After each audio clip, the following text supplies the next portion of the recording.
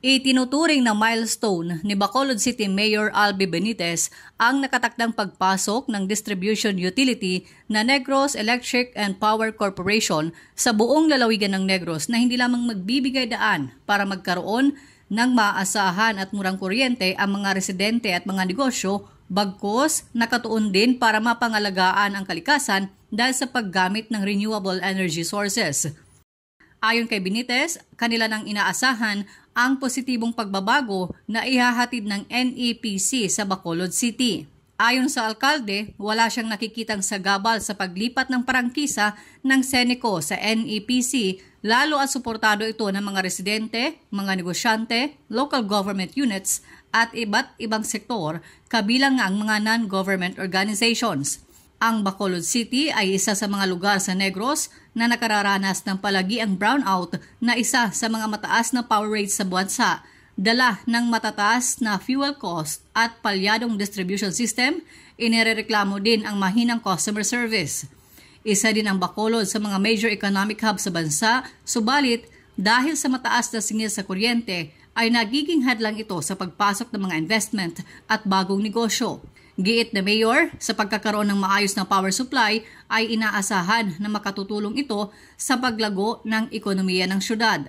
Ang House Bill 9310 na nagsusulong na mabigyan ng prangkisa ang NEPC para maging power distributor sa syudad ng Bacolod, Bago, Silay at Talisay, gayon din sa munisipalidad ng Morsia at Don Salvador Benedicto, ay kasalukuyang dinidinig ng House Committee on Legislative Franchise na pinamumunuan ni Parañaque Representative Gas Tabunting.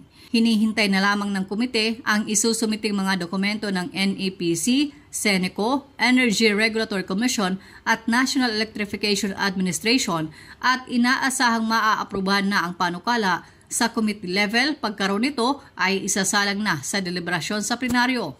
Ang House Bill 9310 ay iniakda mismo ng mga kongresista sa Negros sa pangunguna ni Negros Occidental 3rd District Representative Francisco Benitez, Representative Juliet Marie Ferrer, Abang Lingkod Party List Representative Stephen Paduano at Bacolod Representative Greg Garsataya.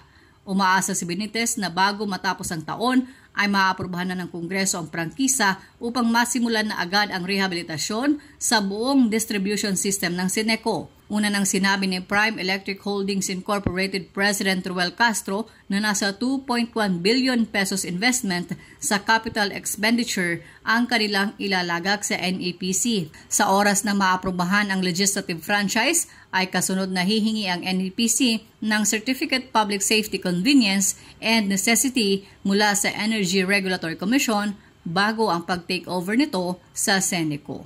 Chona Yu, Radyo Inquirer, Bayang Nagtatanong, Mamamayang Nag-uusisa.